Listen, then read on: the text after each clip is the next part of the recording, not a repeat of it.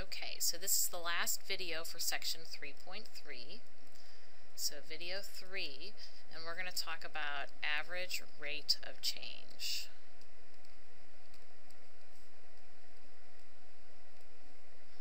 Okay, so average rate of change.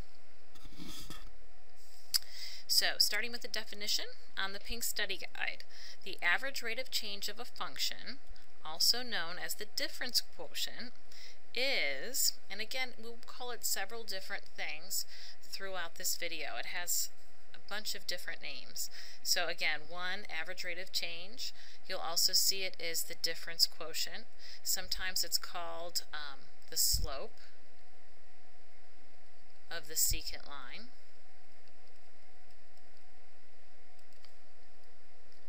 And again, we'll have a lot of different notation.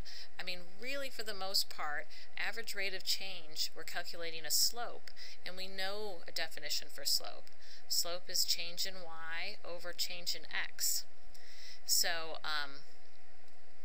now that we're talking about functions, we might look at 2 points instead of x1, y1, x2, y2. You'll see them a, f of a, and b, f of b. So when it's given to you that way, and you apply it to the slope formula, remember change in y, so it would be f of b minus f of a over change in x, which would be b minus a. So again, it's really nothing new. It looks different, and it might look a little bit more complicated, but really we're just calculating slope. And we'll use the definitions of functions to help us come up with these ordered pairs.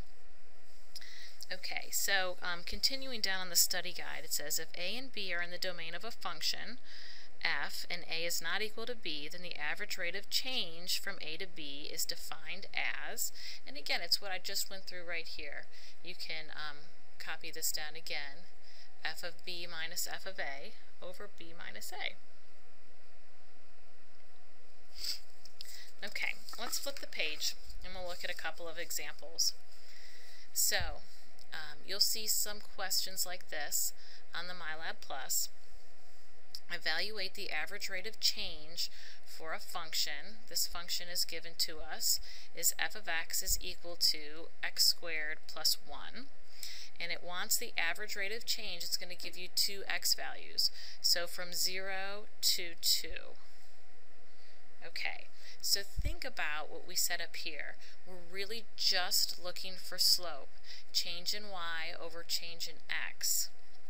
So what that means, these are our x values. So I'm going to have 2 points, 0, f of 0, and 2, f of 2. So I'm just going to calculate the slope using these 2 points. So we'll have f of 2 minus f of 0 over 2 minus 0. Now f of 0 is an actual value. It's a number, and I can find that by just plugging 0 in for x in the f function. Likewise, f of 2 has a value, and I can find that by just plugging 2 in for x in the given function. So let's do that. What is f of 2? F of 2 is 2 squared plus 1, so 4 plus 1, or 5. So this will be 5 minus f of 0. What is f of 0? I'll plug 0 in for x. 0 squared plus 1 is equal to 1. So this is 5 minus 1 over 2 minus 0.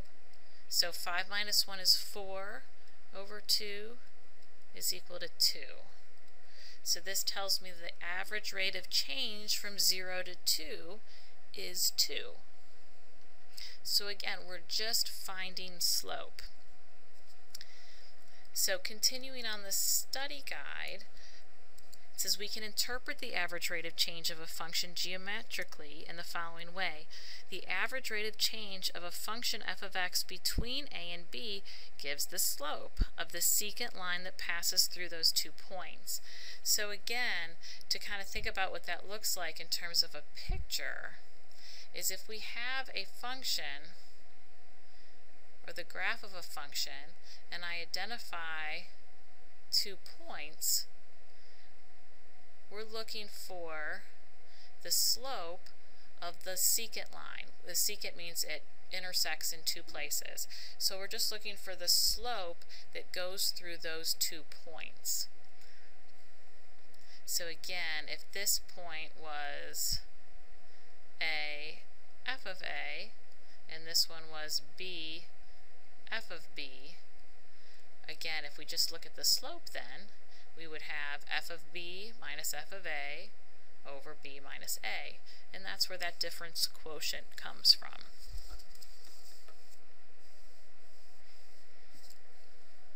Okay, so let's take a look at the next example. The next example is really the exact same thing. It's just worded a little bit differently. It says find the equation of the secant line containing 1 f of 1 and 2 f of 2 for the following function, and that function is negative x squared plus 3x minus 2.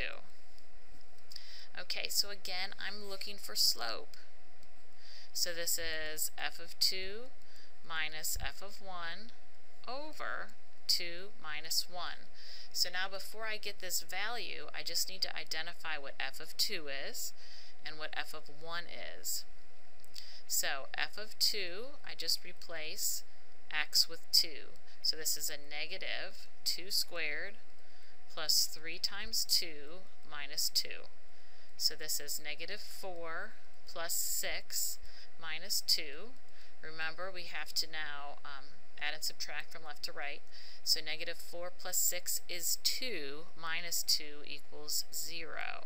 So f of 2 is 0 minus f of 1. So if I plug 1 in for x, this is a negative 1 squared plus 3 times 1 minus 2. So negative 1 plus 3 minus 2. Negative 1 plus 3 is 2 minus 2, again, is 0. So this is 0 over 2 minus 1. So I get 0 over 1, which is 0. So that means the average rate of change from 1 to 2 is 0. Okay, now going on, we have a couple word problems, and you'll see these in the MyLabs Plus. But I'm going to stop the video here, and we can take a look at some of those in class together. So I'm going to stop this here. I would like you to take a look at the MyLabs Plus so you can see where you would like to focus our next face-to-face meeting. So we'll stop this one here.